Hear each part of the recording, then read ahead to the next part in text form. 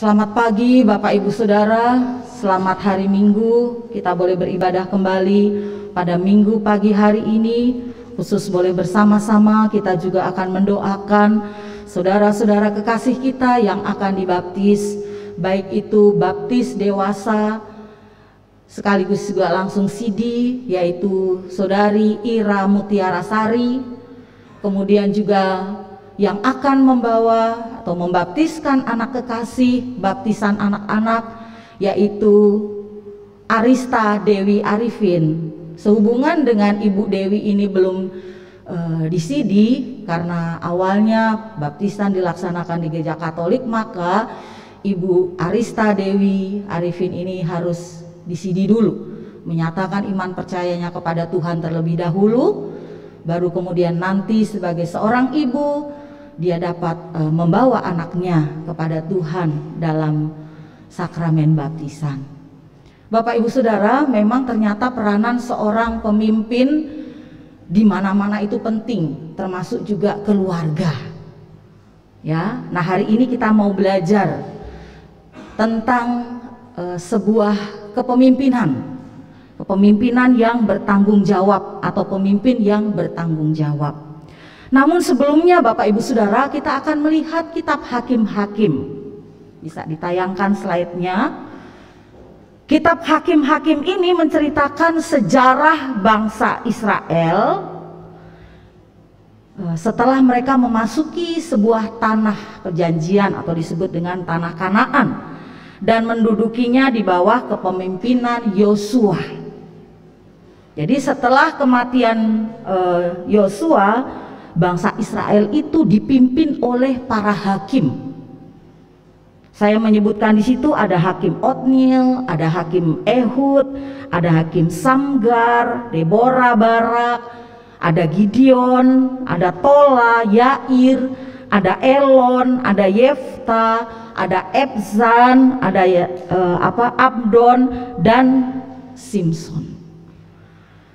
Mereka ini, para hakim ini berasal dari berbagai suku Israel dan berperan sebagai hakim, sebagai panglima perang, serta mereka juga berperang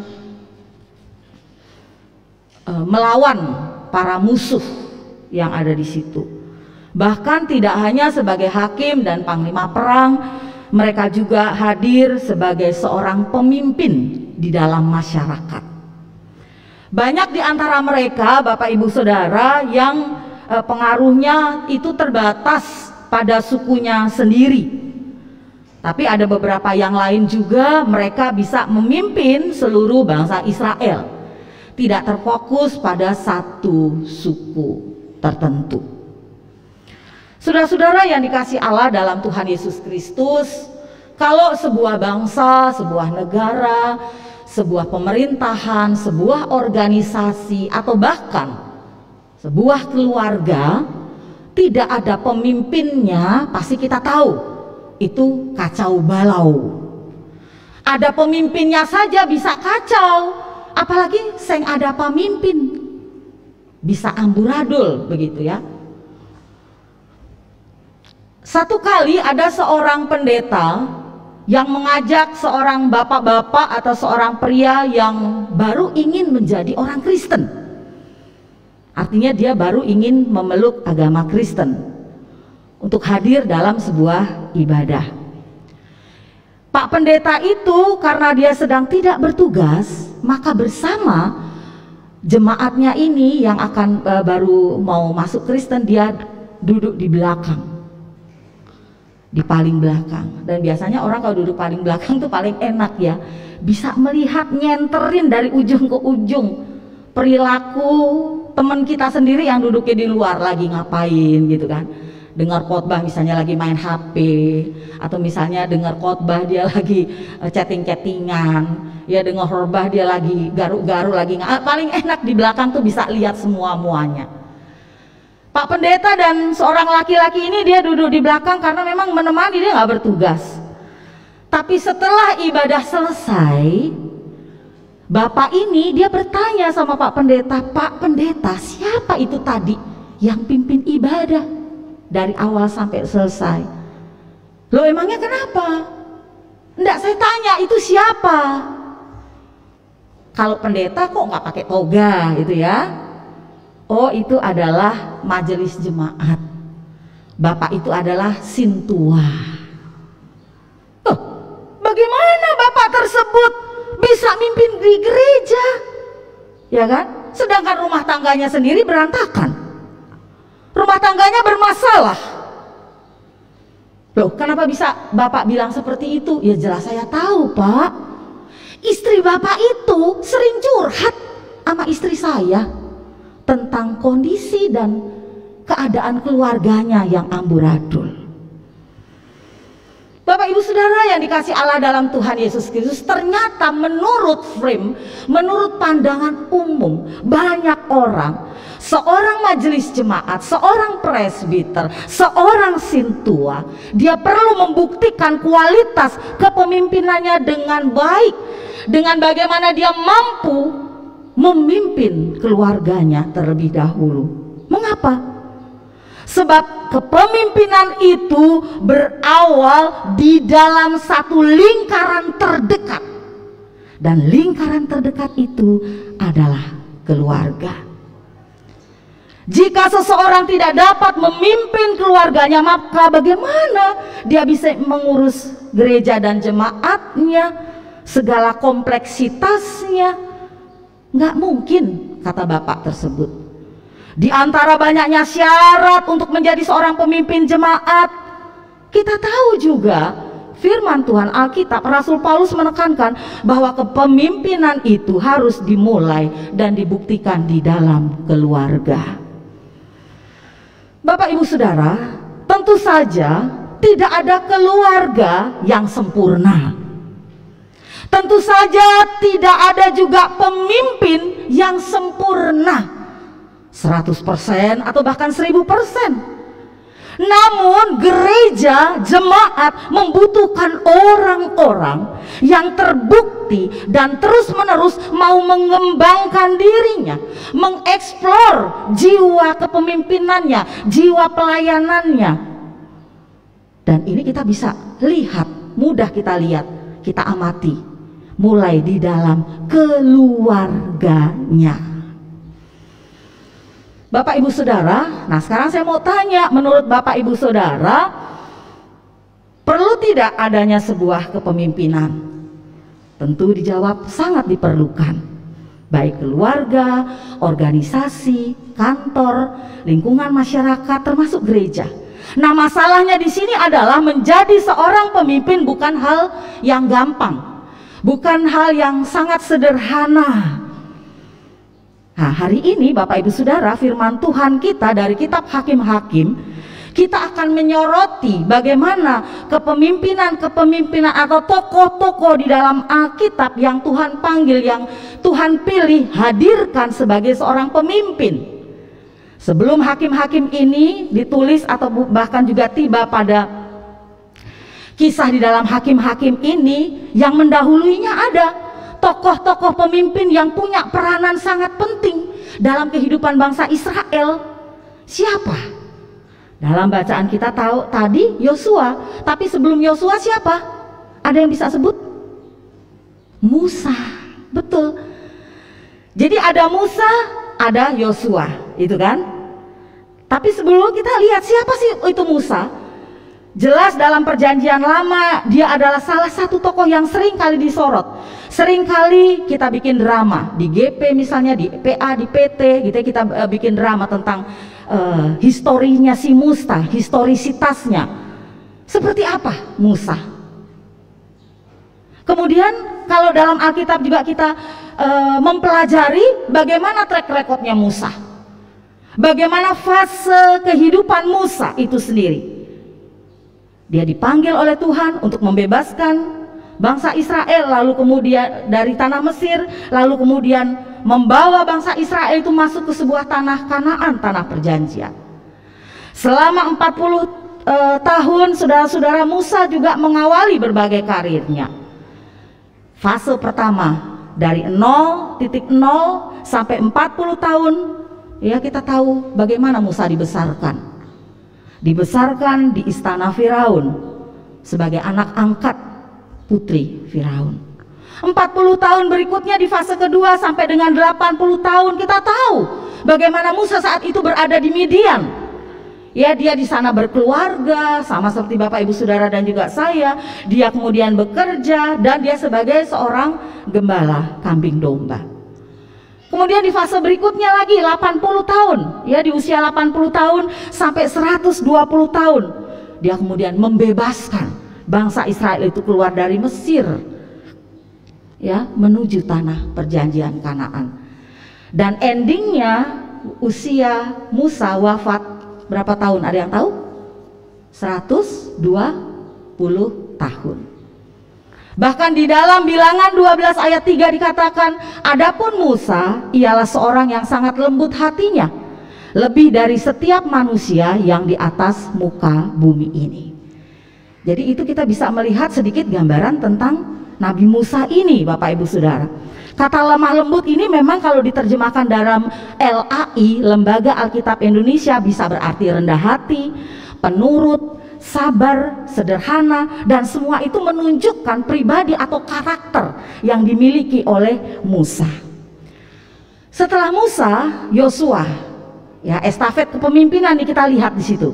Yosua, siapa itu Yosua? Yosua adalah anak Nun, cucu Elisama dari suku Efraim. Bilangan 1 ayat 10. Nah, nama sesungguhnya Yosua itu sebetulnya Hosea, ya, tetapi Musa lebih sering menyebutnya dengan Yehosua. Ya, kemudian nama itu dipanggil dengan Yosua, Yosua, seperti itu Bapak Ibu Saudara. Dia juga dilahirkan di Mesir. Dia berada di Mesir sampai masa mudanya. Karena itu benar ketika Yosua melihat dengan mata kepalanya sendiri, ya, bagaimana kaumnya itu hidup sebagai budak di Mesir. Jadi kalau kita melihat, Musa juga melihat bagaimana bangsanya hidup di Mesir, Yosua juga bisa melihat bagaimana kaumnya atau bangsanya hidup di Mesir. Mereka punya rasa nasionalisme yang tinggi, mereka punya empati, rasa setia kawan, dan mereka punya hati yang penuh belas kasihan. Tapi kalau kita melihat ketika Tuhan memanggil Musa, memanggil Yosua, itu dari kacamata Tuhan. Tuhan memanggil dan memilih seseorang tidak pernah salah. Tapi kalau kita mau melihat di sini, Musa pun tidak salah pilih untuk Yosua, Bapak Ibu Saudara. Karena apa? Karena dalam masa mudanya Yosua ini, Musa sudah melihat bagaimana track record dari Yosua ini. Musa ingin sepeninggalnya dia atau setelah dia wafat ada yang menggantikan. Jadi tempat itu nggak boleh kosong. Harus ada yang menggantikan dia sebagai seorang pemimpin yang akan membawa umatnya Israel. Dan Musa sudah lihat itu. Oleh karenanya dia persiapkan dia persiapkan Yosua sedemikian rupa, ya. Untuk apa? Untuk kemudian ketika nanti setelah dia wafat dipanggil oleh Tuhan, Yosua lah yang ada bersama-sama dengan bangsa Israel.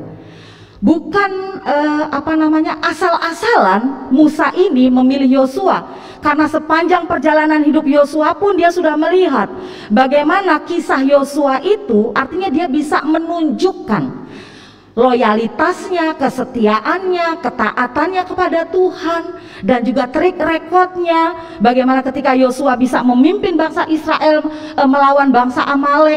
Terus kemudian bagaimana Yosua juga ikut serta menyertai Musa ke gunung Allah. Bagaimana Yosua pada saat itu dipanggil untuk melihat, mengintai tanah Kanaan yang terjadi. Ya, sebelum menduduki tanah Kanaan dia sudah mengutus dulu. Musa mengutus 12 orang untuk melihat, untuk mengintai tanah Kanaan seperti apa. Dari 12 orang itu terdapat Yosua bin Nun dan Kaleb bin Yefune. Itu kita sudah tahu ceritanya. Tapi artinya dari 12 Yosua dan juga Kaleb kita melihat informasi yang berbeda. Ya, di mana yang 10 bilang mereka takut karena di sana ada penduduk enak, penduduk yang besar, yang raksasa, yang kuat, yang bisa perang dan lain sebagainya. Jadi mereka udah jiper dulu, udah ketakutan dulu sebelum maju ke dalam perang. Tetapi Yosua bin Nun termasuk juga dalam hal ini Yosua tidak. Justru meskipun ada bangsa enak yang menakutkan dan lain sebagainya, mereka berani maju. Bahkan dia mengatakan, negeri yang kami lalui untuk diintai itu adalah luar biasa baiknya. Jika Tuhan berkenan kepada kita, maka Ia akan membawa kita masuk ke negeri itu dan akan memberikannya kepada kita, suatu negeri yang berlimpah-limpah susu dan madunya.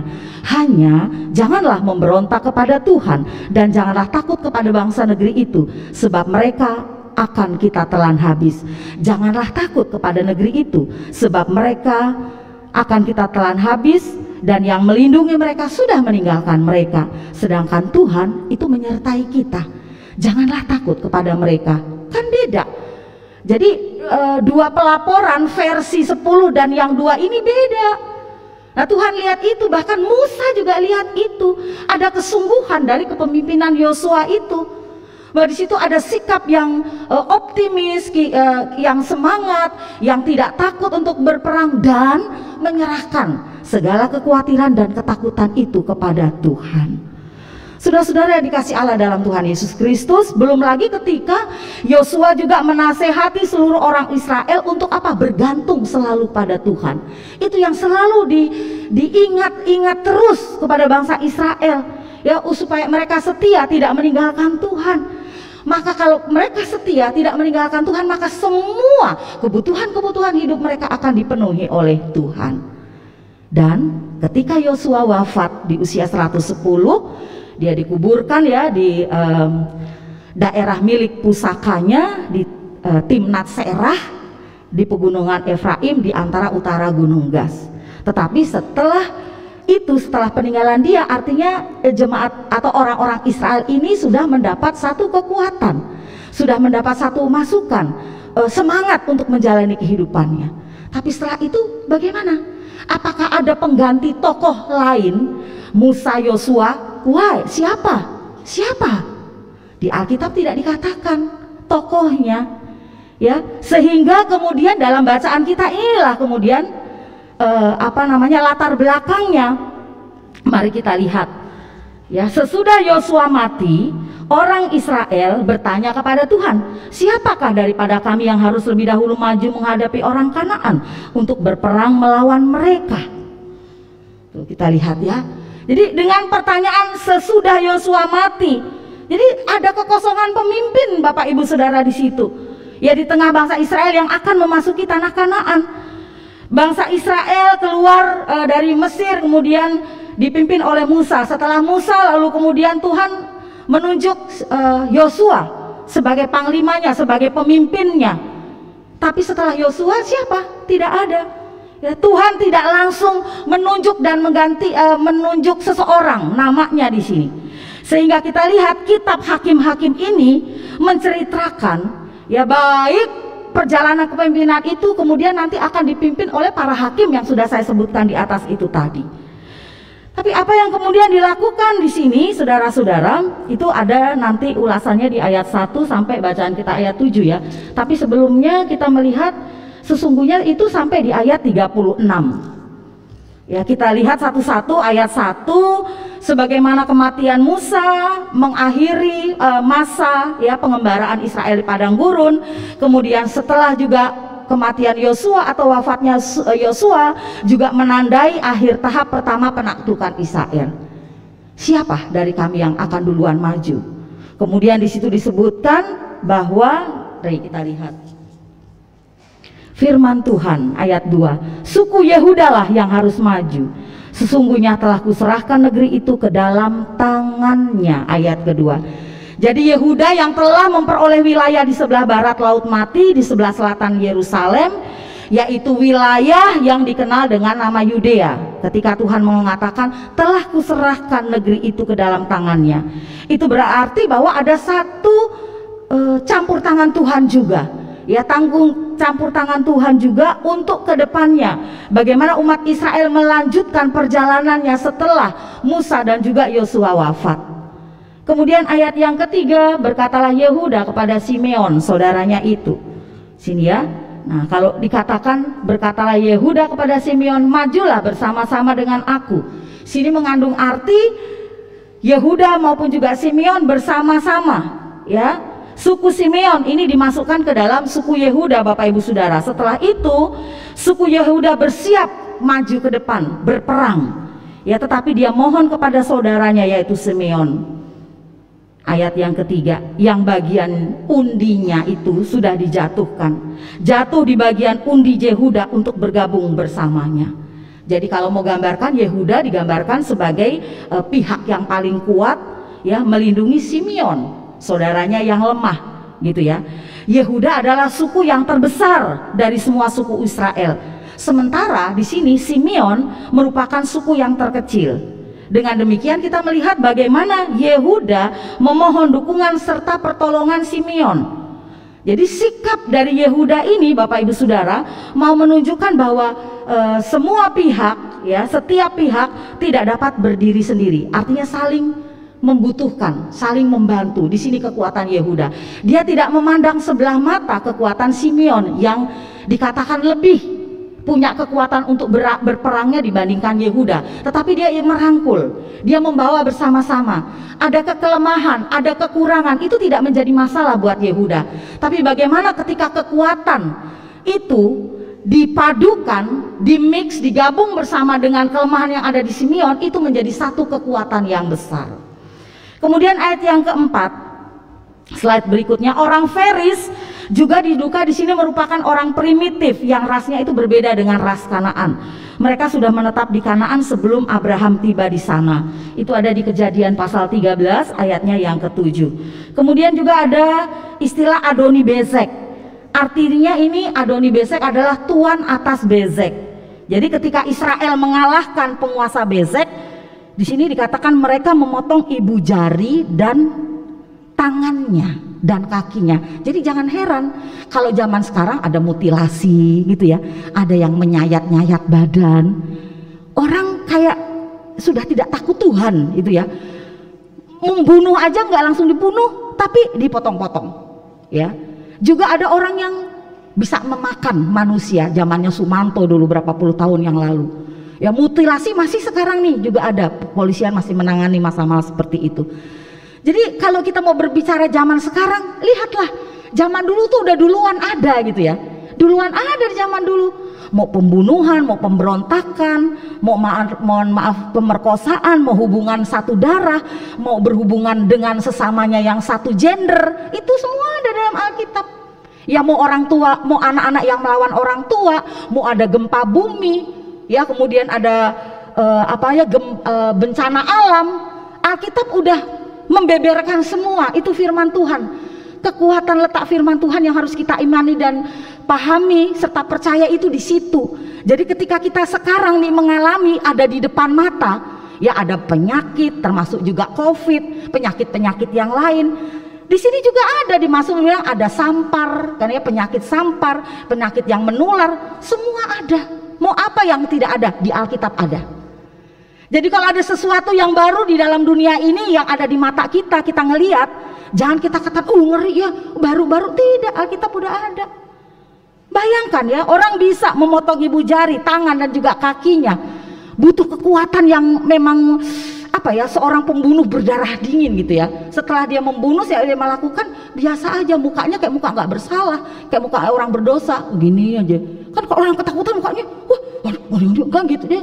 Nah, kalau dari segi kejiwaan, di sini ada beberapa psikolog juga ya, ada anak GP. Bisa tahu tuh, oh ini pasti nggak normal gitu kan. Kenapa dia habis membunuh kelihatan kayak biasa aja gitu ya, habis berbuat kejahatan mukanya slow aja gitu ya, datar aja gitu, nggak kelihatan kayak merasa bersalah tuh, ketakutan, gemeter gitu ya. Ini terjadi Bapak Ibu Saudara. Kemudian kalau kita lihat lagi bacaan selanjutnya itu ayat yang ke-6 dan 7 ya. Tetapi Adoni Bezek melarikan diri, lalu mereka mengejarnya, menangkapnya dan memotong ibu jari, tangan dan kakinya. 7, ada 70 raja dengan terpotong ibu jari, dan nah ini kita lihat ada begitu banyak ya korbannya, nggak cuma 1, 2, 3, ada 70 raja dengan terpotong ibu jari, tangan dan kakinya, memungut sisa makanan di bawah mejaku. Sesuai dengan yang kulakukan itu, demikianlah dibalaskan Allah kepadaku. Kemudian ia dibawa ke Yerusalem dan mati di sana. Jadi masa zaman itu ya Bapak Ibu Saudara, pemotongan anggota badan itu membuat seseorang tidak memenuhi syarat untuk mendapatkan atau menduduki kedudukan sebagai seorang pimpinan gitu ya. Seseorang yang sudah kedapatan kurang ya, cacat di tubuhnya itu nggak bisa, tidak memenuhi syarat untuk mendapatkan kedudukan jabatan, baik di pemerintahan maupun di dalam peribadatan. Itu. Jadi pesannya apa bagi kita, Bapak Ibu Saudara? Pesan secara keseluruhannya adalah bagaimana lewat Musa dan juga Yosua ini kita diajak untuk satu, taat pada perintah Tuhan. Yang kedua, kita harus saling mensupport, harus kerjasama yang baik dengan sesama kita manusia. Itu pesan dari keseluruhan di dalam ayat 1 sampai dengan ayatnya yang ke-7. Saudara-saudara yang dikasih Allah dalam Tuhan Yesus Kristus, memang sesemasa hidupnya Yosua ini dia berhasil menjadi seorang pemimpin Israel ya, memasuki tanah Kanaan. Tapi menjelang kematiannya Yosua tidak menunjuk seorang pun untuk meneruskan kepemimpinannya. Oleh sebab itu di sini Israel minta petunjuk dari Tuhan tentang siapa yang dapat memimpin mereka menduduki tanah Kanaan, sebab Yosua sudah wafat. Nah, sikap Israel ini memperlihatkan kepada kita Bapak Ibu Saudara bagaimana mereka secara khusus ya percaya kepada Tuhan, bahwa Tuhanlah yang akan menjadi pemimpin gitu. Tuhanlah yang ada di depan gitu ya. Pemimpin mereka itu ya udah Tuhan gitu. Bukan berarti mereka nggak percaya kepada orang lain, tidak. Tapi dalam konteks ini Tuhan yang memimpin mereka. Karena Tuhan yang memilih, maka setiap pemimpin di Israel itu dia harus bertanggung jawab nanti. Bertanggung jawabnya kepada siapa? Bertanggung jawabnya kepada Tuhan untuk menjalankan fungsi strategis ya. Kenapa? Ia mau menjalankan fungsi strategis supaya musuh-musuh di Israel pada saat itu bisa kalah gitu. Tetapi kembali lagi Tuhan yang ada di depan. Jadi Tuhan akan memakai para pemimpin itu untuk menjalankan tugas-tugas mereka. Jadi kalau seseorang itu ditunjuk, dipilih oleh Tuhan untuk menjadi seorang pemimpin, bagaimana dia bisa bertanggung jawab atas tugas dan panggilan yang sudah Tuhan berikan itu, yang sudah Tuhan berikan kepadanya dengan baik dan dengan benar. Tentu setiap pemimpin Bapak Ibu Saudara mengharapkan adanya keberhasilan ya, sama Musa dan juga Yosua. Harapan kita semua. Pemimpin siapapun di dunia, baik itu presiden ya, baik itu para menteri, baik itu bupati, baik itu gubernur, pimpinan sampai yang terkecil di lingkungan kita pun ingin berhasil di era kepemimpinannya gitu. Kan? Di zaman kepemimpinannya. Tapi di sini Alkitab menceritakan bahwa keberhasilan tidak hanya ditentukan oleh kecakapan dan strategi berperang yang ciamik, ya, yang baik gitu ya, yang bagus. Tetapi lebih ditekankan pada ketaatan kepada Tuhan, ya, dan mendukung adanya sebuah kerjasama yang baik dengan orang lain. Itu jadi pesan firman Tuhan tuh seperti itu. Ya tidak keberhasilan seorang pemimpin bukan ditentukan oleh pemimpinnya yang punya titel banyak gitu ya, punya pengalaman di masyarakat banyak, bejibun, punya pengalaman organisasi yang banyak ya. Tapi dia nggak taat, nggak setia sama Tuhan, nggak dengar-dengaran sama Tuhan gitu. Percuma kalau nggak punya itu maksudnya firman Tuhan. Juga percuma kalau dia nggak bisa kerjasama yang baik sama orang lain. Yehuda Simeon sudah nunjukkan itu. Yehuda tidak merasa tinggi, Yehuda tidak merasa dia lebih berpendidikan, Yehuda tidak merasa dia lebih ahli dalam berperang, dan Simeon pun nggak minder, tidak merasa bahwa aku kecil, aku nggak bisa, tidak. Kedua-duanya ini digabung menjadi satu kekuatan, ya, menjadi satu kekuatan yang kemudian bisa tampil ke depan untuk mengalahkan musuh. Tapi ingat, hakim-hakim tadi, Tuhan yang mengawal mereka, Tuhan yang memimpin mereka, Tuhan yang ada di balik mereka. Itu Bapak Ibu Saudara.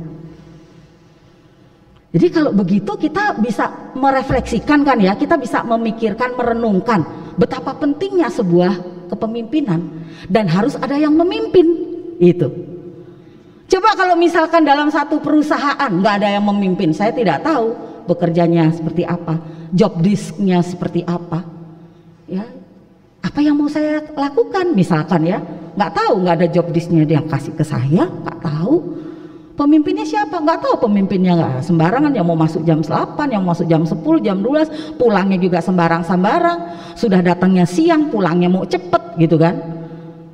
Karena nggak ada, tapi kalau ada yang pemimpin dia nanti akan mengarahkan ya anak buahnya dengan baik. Kalau salah mungkin ditegur, dipanggil dulu, kena SP1, kena SP2, tapi ada yang langsung SP3 kalau udah kebangetan.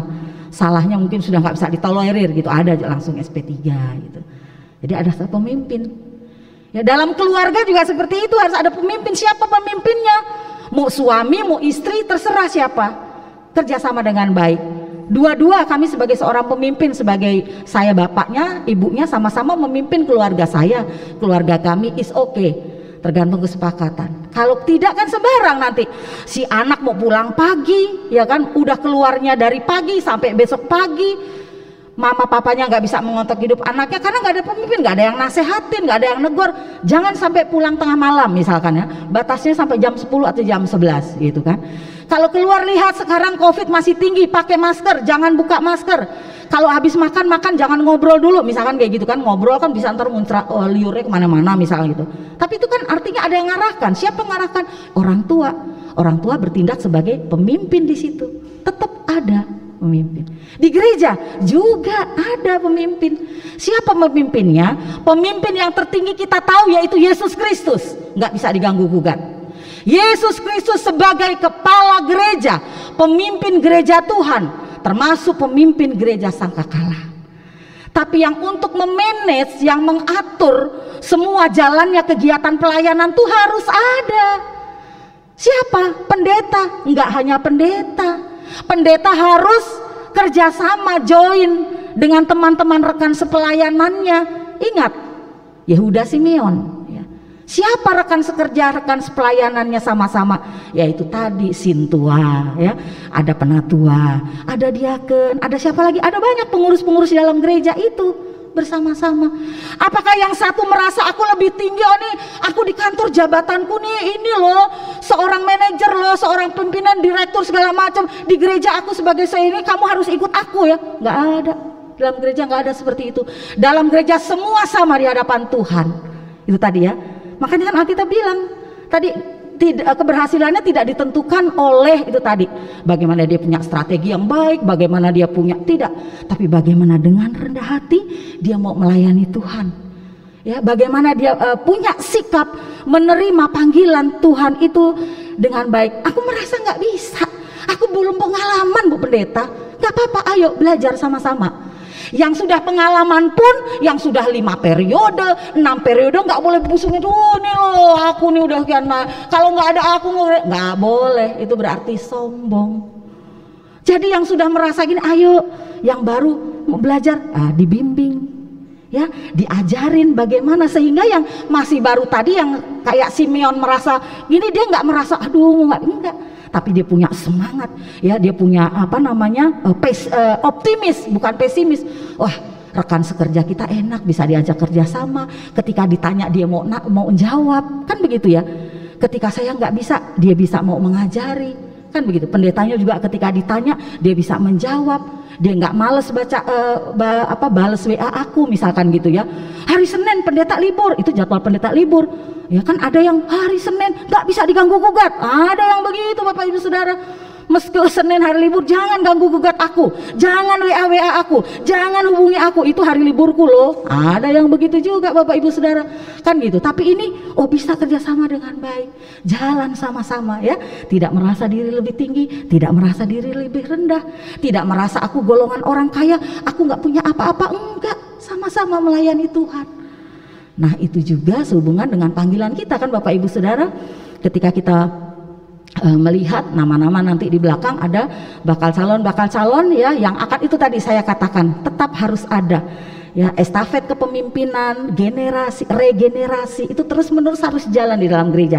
Saling mengisi, saling melengkapi. Kita nggak perlu takut. Ya, firman Tuhan tadi bilang juga, ini ada Tuhan, Tuhan yang mengarahkan, Tuhan yang menopang perjalanan kehidupan pelayanan kita. Hari ini tadi saya sudah sampaikan, Ira Mutiara Sari dan Arista Dewi Arifin itu akan mengaku imannya di hadapan Tuhan secara pribadi. Mereka akan menerima Tuhan Yesus di dalam kehidupan mereka. Ya, biarlah janji mereka ketika mereka aminkan itu ya di depan kita kan, tapi khususnya kepada Tuhan. Ya, benar-benar akan mewarnai perjalanan iman mereka kelak di kemudian hari sampai Tuhan memanggil mereka dalam keadaan percaya, beriman kepada Tuhan Yesus dan orang Kristen. Backgroundnya Ira ini dari Hindu, Bapak Ibu Saudara. Ya, tapi kalau backgroundnya Dewi memang waktu baptis kecil dia Katolik, itu ya. Tapi it's okay lah backgroundnya dari mana. Tapi intinya ketika saat ini sudah percaya dan akan mengaku secara pribadi, Bapak Ibu Saudara dan saya juga akan mendoakan. Mereka juga sudah menjalani katekisasi khusus ya. Jadi bukan yang reguler, bukan yang seperti anak-anak yang seminggu sekali. Mereka yang 3 bulanan gitu ya, 2 bulan setengah. Tapi yang satu seminggu ada 2 kali, ada 3 kali seperti itu. Jadi semua pokok-pokok pemahaman mereka sudah terima. Tinggal nah ini cara mereka menerima kan beda-beda ya, cara penerimaan orang menerima pembelajaran. Yang 1 tahun pun belum tentu dia bisa menjalani semua dari proses kehidupannya sampai titik setia sampai akhir. Di tengah jalan ada yang jatuh, di tengah jalan ada yang murtad, di tengah jalan ada yang meninggalkan Tuhan Yesus. Itu padahal ikut katekisasinya full tuh 1 tahun kan gitu. Jadi memang nggak jaminan juga. Sekarang tergantung kitanya. Ya, kita sudah menyerap firman Tuhan, menyerap pengajaran dari bapak-bapak pengajar katekisasi, ada Pak Robert, ada Ibu Lena Fangidae, ada Ibu Janis Purba, ada Ibu Inggit Kops, kemudian ada Ibu Betty ya, ada Ibu Betty Hasim, kemudian juga ada saya. Nah, mereka para pengajar itu sudah dibekali oleh Majelis Sinode, sudah punya sertifikat.